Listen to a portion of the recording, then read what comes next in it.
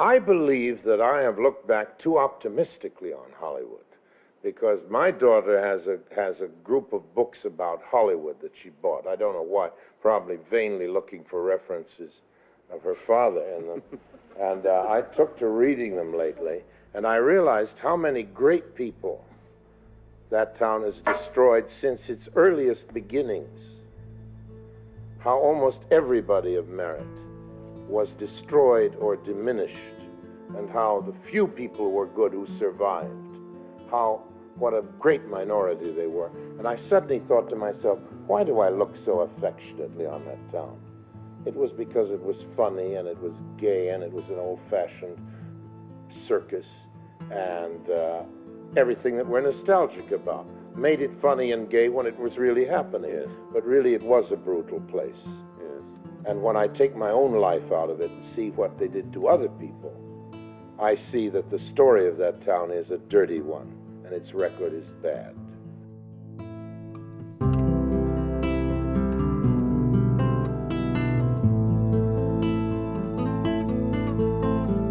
In the autumn of 1980, the almost 4-hour Western epic, Heaven's Gate, directed by a young Michael Cimino at the height of his career, became the biggest box office bomb in cinema history.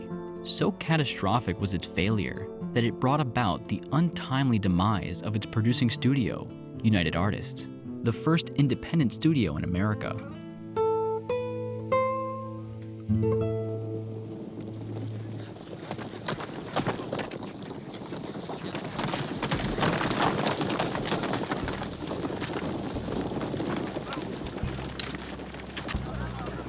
Critics had lambasted the film, with one infamously describing it as an unqualified disaster. Its director, a man once revered as a filmmaking prodigy in an era of unforgettable directors, was condemned for having caused such a cinematic catastrophe. United Artists, which was an extraordinary place, making Heaven's Gate. Now, I made a picture there, Raging Bull, at the same time. In fact, Raging Bull opened 10 days before Heaven's Gate. And when that folded, we folded too with it. The picture was hardly re-released. The establishment of the UA executives left. It was a complete mess. Everything was really over at that point. Over the next 30 years, the Hollywood landscape mushroomed into the capitalist nightmare we find ourselves in today. In the years that followed, Cimino's career slowly began to deteriorate until eventually he faded away into obscurity. Now, this is where Cimino's story normally comes to an end, as it does in Final Cut, the book that chronicles the film's tempestuous production, told from the pessimistic eyes of its author, the former senior vice president of United Artists, Stephen Bach. However, this story is far from over.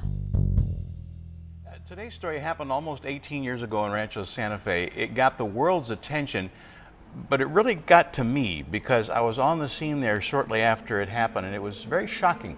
39 people between the ages of 24 and 72 committed the largest mass ever on American soil. They all belonged to a space cult that nobody had heard of at that time, Heaven's Gate. Wait, hold on a second. This is the wrong clip. My bad. Hold on. This is not the right Heaven's Gate. No. Okay, this is it. All right. Sorry, guys. Here we go.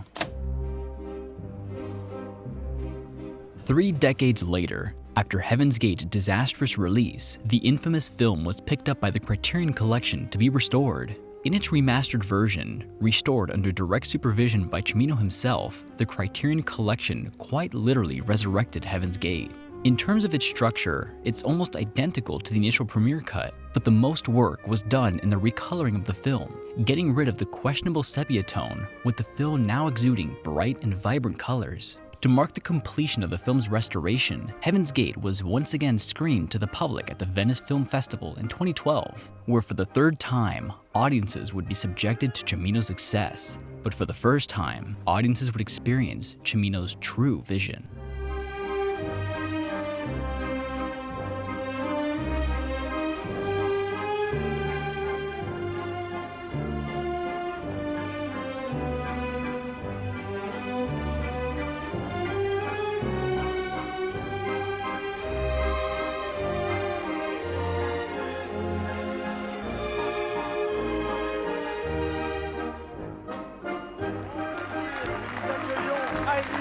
Celui voyait plus jamais et qui nous présente son grand chef-d'œuvre, Monsieur Michael Cimino.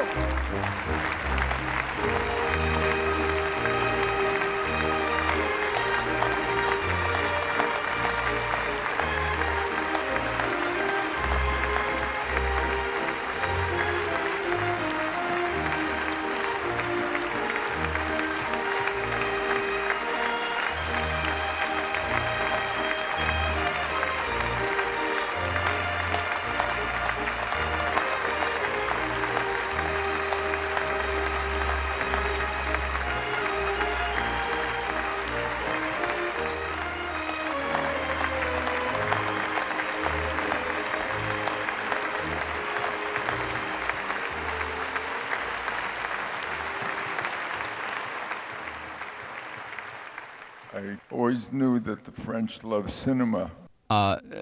Wait. I thought people didn't like this movie.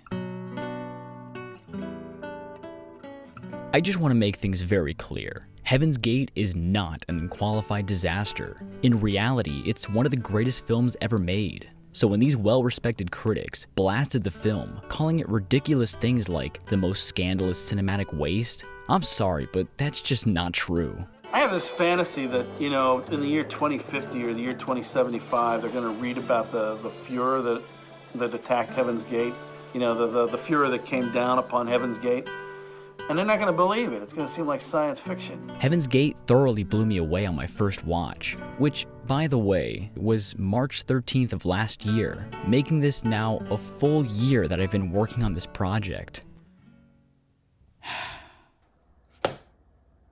The sheer scale of the film captivated me as I became immersed in its depiction of 1890s Wyoming. Everything about the film felt so real, from the bustling town of Casper to the muddy streets of Sweetwater, and from the lavish graduation ceremony in Harvard to the cramped and dusty town meeting in the roller skating rink that shares the film's name. The film goes out of its way to make its setting and characters that inhabit it feel genuine. Where are you going in such a rush now? Ah, shit! These goddamn son of a bitchin' cows. Jesus Christ. You can't even take a shit around here without stepping in it. Look at this. I'm up to my ass and shit. Not once was I ever taken out of the film due to something I thought was unrealistic or Hollywood-esque. The one exception some might point out is the scene in which Christopher Walken's character, Nate Champion, is trapped in a burning building surrounded by gunmen. In a personal journal, he writes down his last words, signs it, and then charges out towards the gunmen.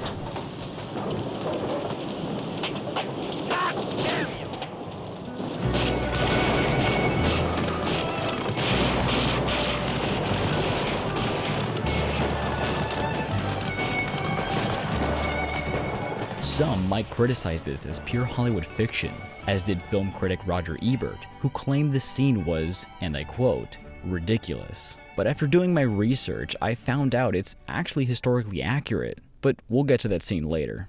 After having watched the film, it reminded me a lot of Stanley Kubrick's 2001: A Space Odyssey, with how grand and epic in scale the film feels. Both films are works of fiction. However, they could very well both pass off as non-fiction, as such an immense attention to detail was paid in making the world of the films feel authentic and lived in. The average movie consists of about 350 setups and 350 separate shots, which have to be made. Most of those 350 shots will be close-ups of faces, talking heads, and you're painfully aware that you're watching someone being photographed reciting some lines. The idea is to smash that wall, move around. You want to get to the real world. After all, movies have something essentially magical about them. In the words of my friend Bernardo Bertolucci, you're creating a nostalgia for a past that never existed. Both films contain a striking visual language in which certain shots are used to cleverly subvert what little exposition we get from the dialogue. And your responsibilities include watching over the men in hibernation. Does this ever cause you any lack of confidence? Let me put it this way, Mr. Raymer. The 9000 series is the most reliable computer ever made. No 9,000 computer has ever made a mistake or distorted information. We are all, by any practical definition of the words, foolproof and incapable of error. They even mirror each other in their weird fascination with circles.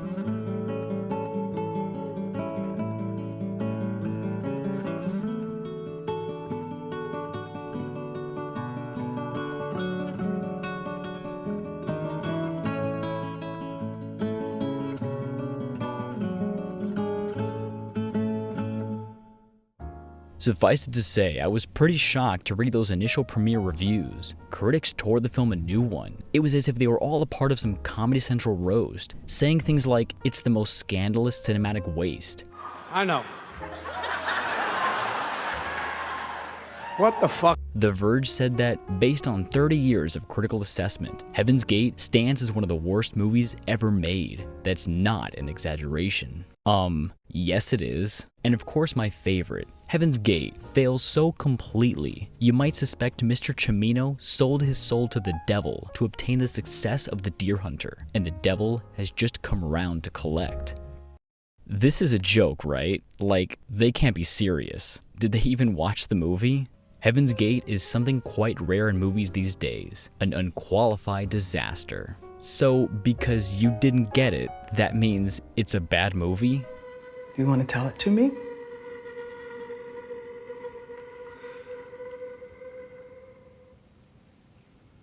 You Vincent Canby, film critic for the New York Times, is the man we can thank for this hilarious quote, unqualified disaster. What does that even mean? What is it being disqualified from? Is it not qualified to be a film? Is there some sort of criteria that qualifies whether a film can or can't be a film? Better yet, why is it even being disqualified in the first place? I'm at a loss for words here. What the fuck are you talking about? Might I remind you that Vincent Canby is the same critic who claimed that The Empire Strikes Back was so boring that he compared it to watching a New York Harbor pilot bring the Queen Elizabeth II into her Hudson River berth.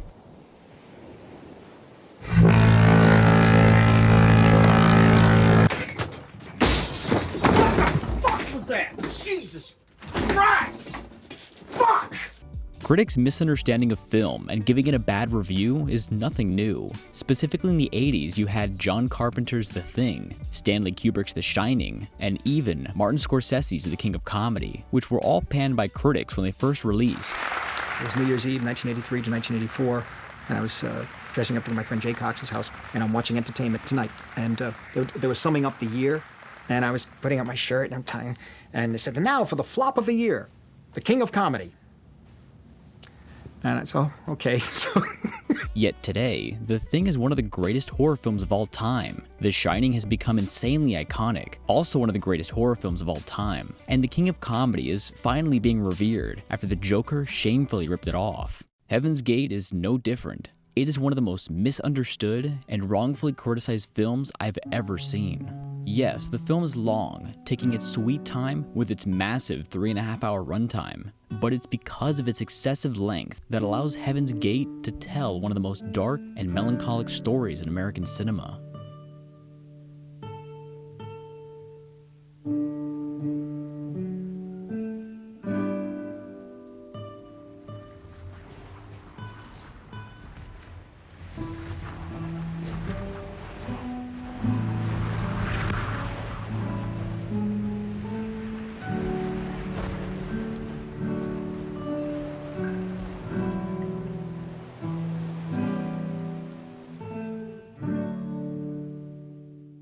Experts. The so-called experts. Experts are the new oracles. Who are greatly pretentious. They speak to us with the absolute authority of the computer. Pretend to know something, what they only know very superficially. And we bow down before them. They're God's own gift to the faker. All the world loves to see the experts and the establishment made a fool of.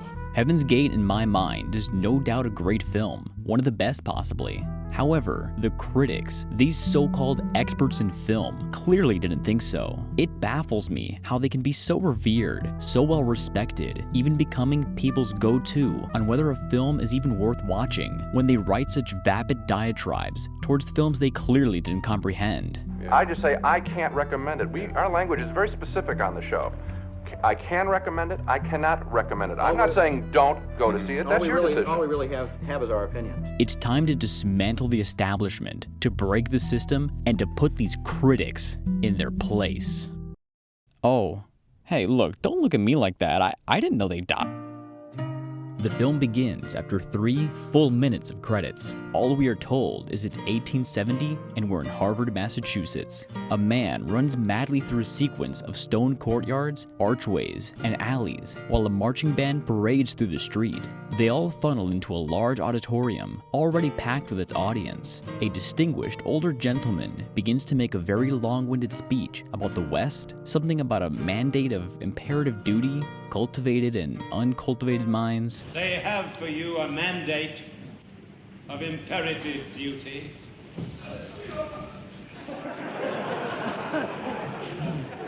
I don't know. Our main characters, however, seem far more interested in looking at pretty girls and joking around. It doubly behooves us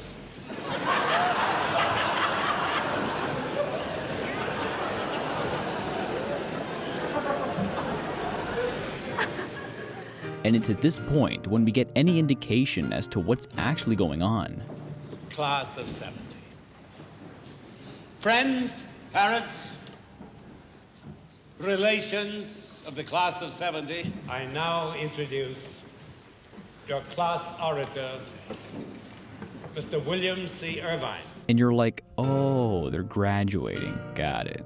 This massive sequence that starts off this mammoth film is the prologue. Right off the bat, Heaven's Gate flexes its limitless production budget. However, putting aside its gargantuan budget, grandiose set pieces, and philosophical meanderings, the prologue does serve a purpose. It introduces us to Jim, our lead protagonist, and Irvine, Jim's best friend from the university. It also serves as a catalyst in order to ease us into Heaven's Gate's unique style of storytelling, one that in the script has very little to say, but beneath the veneer, you'll find an unending sea of expression.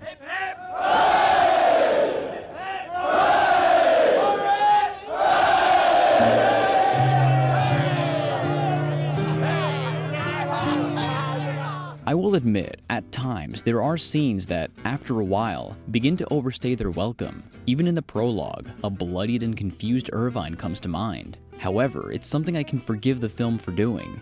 Deep down, this film has a lot of love for the mythos of America. Sure, it may critique the country harshly by exposing one of the lesser-known violent stories of America's grim and bloody history. One that I'm sure most Americans have never even heard of.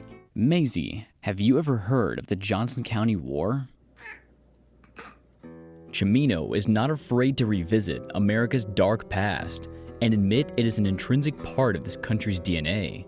But make no mistake, it is a country that Cimino loves. Even in the worst moments during the final battle, amid the beautiful, bloodied landscapes, the American flag is filmed with somber devotion. Heaven's Gate is loosely based on the Johnson County War that took place in 1890s Wyoming, when the wealthy cattle barons of the WSGA hired a militia of gunmen to hunt down and murder the lower-class ranchers who were stealing their cattle out of necessity. Son of a bitch. Get out of here before I blow your brains out, man. You see, the cattle barons pretty much held claim to most of the usable land, leaving the smaller ranchers not much choice but to encroach. Take it easy now, mister, huh? My family's starving. You know that. That don't give you room to steal.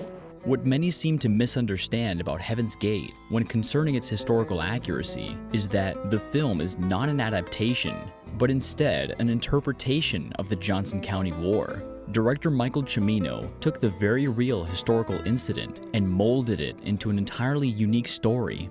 They are opposed to anything that would settle and improve things in this country.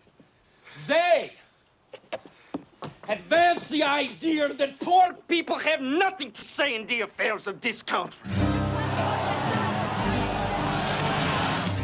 What Cimino wanted to take no chances with was the visual accuracy. He meticulously constructed the film according to period photographs from the time. We did a lot of research at the Wyoming Historical Society. We must have assembled 20,000 pictures. Every costume in the film is based on a photograph. Working again with cinematographer Vilmos Zsigmond, whom he had worked previously with on The Deer Hunter, Cimino devised dark, often smoky interiors pierced by outside light, alternating with huge sets of bustling streets and beautiful white vistas. In his mind was the colossal portrait of a frontier animated with people, activity, contrasting interests, social classes, ethnic groups, languages, the picture of an extraordinary country caught in the struggle of becoming itself. There's a specific reason the Blue Danube is used. When the Blue Danube was written right around this time, 1870, and it was considered a very risque dance because up until then, men and women didn't touch. So I wanted to show European music as it was at an upper class school.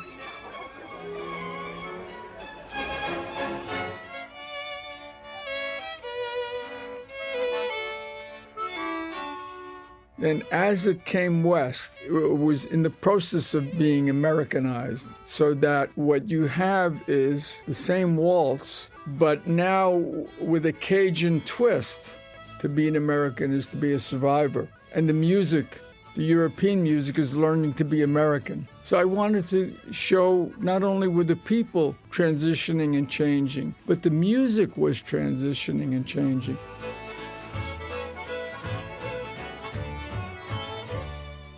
The film's most glaring deviation from the true story is its depiction of the smaller ranchers. In reality, they were merely a middling bunch of aspiring ranchers, forcibly kept in place by the greed of the wealthy cattle barons. Instead, Cimino's large canvas depicts hundreds of poor European settlers piled up in narrow quarters, swarming out into streets from the crowded trains. Women struggling alone to farm the land, along with hunger, poverty, and hard labor. Their only pause for rest comes when they all gather to celebrate at the skating rink, which is meant to mirror the regal Western waltz from the prologue. Rather than just a war over stolen cattle, Cimino's Johnson County War becomes very much a war of class. The pompous cattle barons' unflinching greed corrodes their morality past the point of no return. You were hired to enforce the law. We are the law.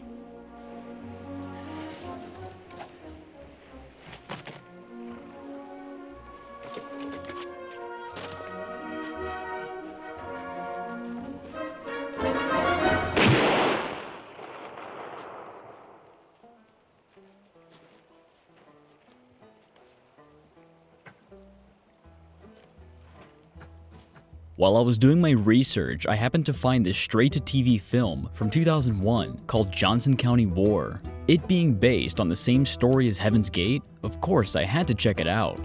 The people with money propose to drive out the peasants. Well, we don't call them that here. You don't, but I do. And after I'd watched it, I became a changed man. Leave? Where would you go? California. The performances, the writing. She's just an old whore, Jesse. Folks ain't gonna have much sympathy for some bossy old whore. The way it builds tension through the dialogue shook me to my core. Trying to pick these rustlers off one by one is clearly not working. The brutes multiply like lice. Well, how else to do it then, sir? I suggest the time has come for an all-out war. Everything about this film is just perfect. It's good. It's good. This is true art. Oh.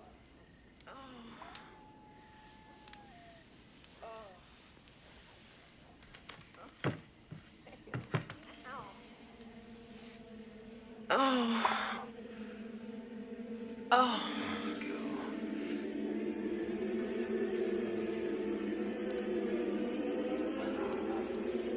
Oh, he's gonna be a boy, all right. You think?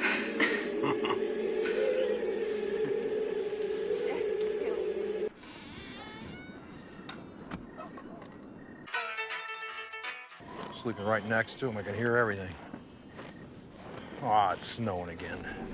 Remember Nate's death from Heaven's Gate? Johnson County War takes the same scene and makes it 1,000,000 times better.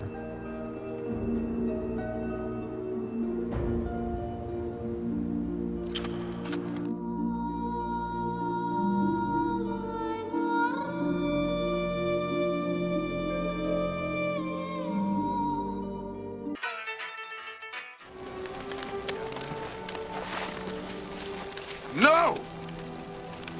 You leave him be. I said you leave him be! Cattle thief beware! It blows Heaven's Gate out of the water. What? Apocalypse Now, The Godfather, some of the best films ever made don't even come close to Johnson County War. Just Johnson County War. We don't even need the Johnson County War. That's the level of perfection that we're on. Oh my god, my head. I think I blacked out. What was I talking about?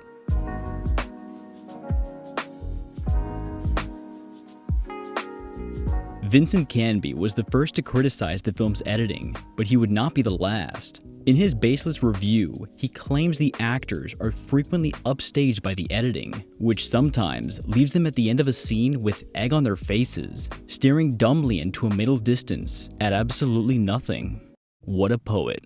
Roger Ebert then defended the disgruntled critic. Brother Canby was only doing his job. I'm sorry, but if Brother Canby had done his job, then he would at least given an example as to what he means when he throws around such insults. But of course, like a lot of these film journalists who call themselves film critics, all they seem to write are these vague reviews that are entertaining to read, but are completely devoid of substance. Where it's like a lot of print media critics, where it's like, yeah, you have credentials, you went to film school, I get it, but like a lot of them just like pretending as though they're like creating some sort of like poetry with what they're doing. Tell me what you liked about the movie and why, or what you didn't like about the movie and why. Like, I get it. You want to be better than like a fucking stupid meme letterboxd review. I get it. But, you know, you don't have to like bullshit the entire thing. He said 3 things. It just reads like he was in a bad mood when he wrote it. Move along, please. Hey, you, Cully. Yes. Yes. Howdy, Jim. Howdy. I will be damned. What in the hell are you doing here in that rig? I tend to disagree with Brother Canby. I think the editing in Heaven's Gate is fantastic, and let me explain. In the scene where Jim arrives in Casper, he chats with an old friend who's the station master of the town named Cully. Later in the scene, Jim witnesses one of the immigrants being beaten up by some of the locals. Jim decides to intervene.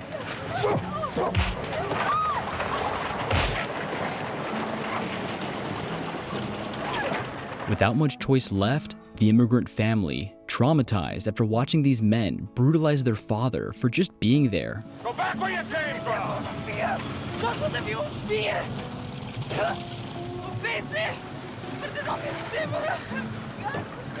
slowly make their exit.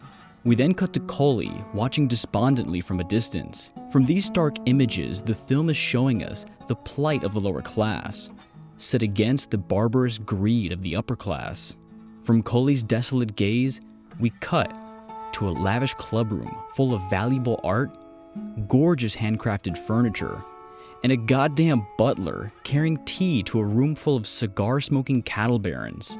Wealth oozes from these troglodytes as they giggle like schoolchildren over the racist banter of their seniors.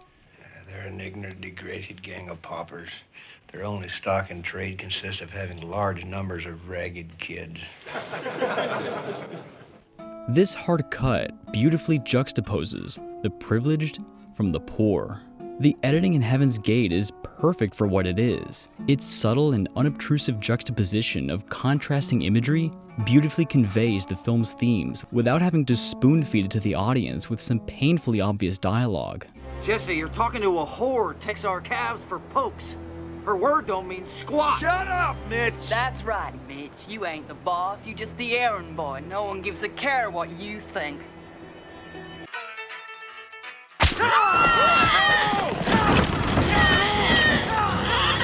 Now look, I get it. Understanding film can be quite the mystifying experience. It can be a complex knot of mind-bendingly incomprehensible intricacies only the most cosmically gifted scholars can unwind. So here's legendary director Martin Scorsese to explain. Thank you. Well, it's a real honor to be here to attempt to give a lecture, so to speak. Of course, to begin with editing. It's important for me because I kind of think as an editor myself, really, when I make pictures. I'm planning a film, I'm seeing it come together in my mind. Whenever I go into the editing room, I have this excitement about seeing and feeling what happens when you take one image and another image, not the same, but you put the two together and it creates some sort of sensation, a kind of spark. But really, these two disparate images spliced together create what I like to call a phantom image, which is in the mind's eye. Emotion, psychology, political. You make your point through that cut. What I find fascinating about this film is the way it ends. It's one of the few films I've seen where the main characters just straight up lose. Nobody gets what they wanted. Jim isn't able to convince Ella to leave before Canton and his men arrive.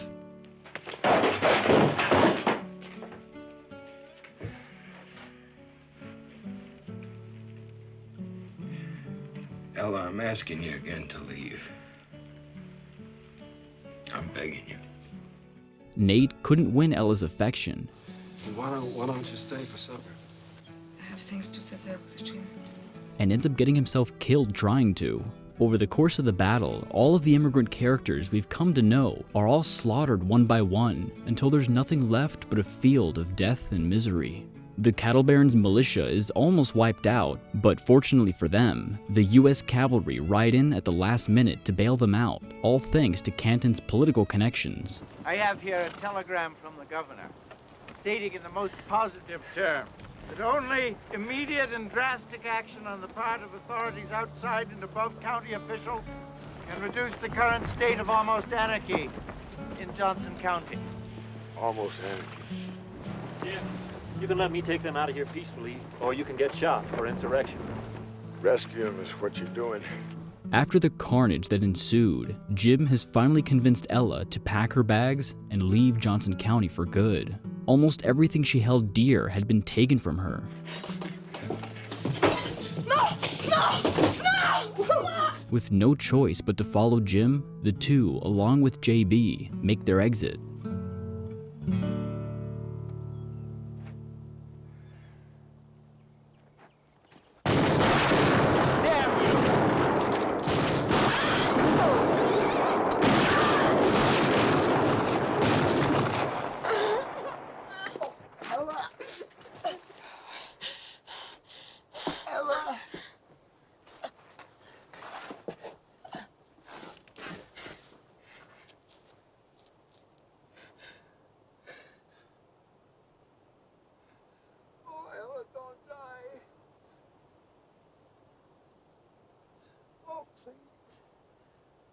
Cimino brings the film back east for its ending. Surrounded by meaningless wealth, Jim's Eastern wife, once framed by a window during the prologue, now lies motionlessly in an eloquent chase during the film's epilogue.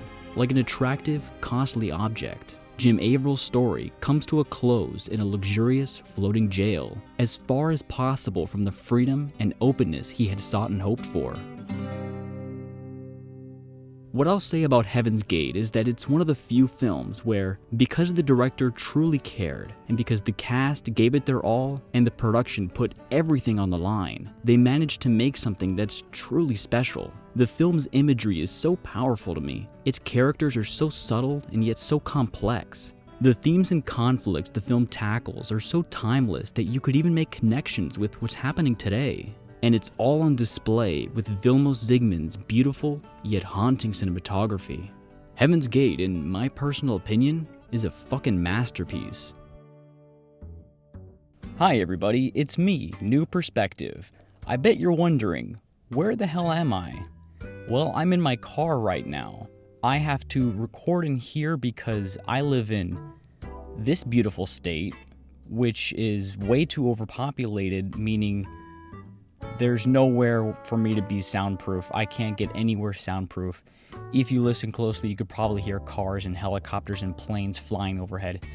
Anyways, thanks for watching my video. This has been more than a year of my life. I love Heaven's Gate, but I also hate it. I'm sick of it. I want to be done with it, but you know what? I've got to make one more video. I've got to talk about Cimino. Why does he look like he belongs on the Real Housewives of New Jersey? I don't know. We'll figure it out in the next video. Anyways, I want to thank my patrons who have been very patient and very nice and have helped me. You know, some people who have worked on the film, some people who knew people who worked on the film have come forward, and I've talked with them, and all that stuff will be in the next video. But thank you to everyone. I'm sorry this is taking 9 million years for me to do. I have plans on what I'm going to do after Heaven's Gate. I want to cover some Disney stuff. Lilo and Stitch director Chris Sanders versus, oh god, what's that guy's name? John Lasseter from Pixar. That's a juicy story for another time. I appreciate you for watching the video. Click subscribe, or else I'll send the FBI to your house. Just kidding. Anyways, bye, thank you.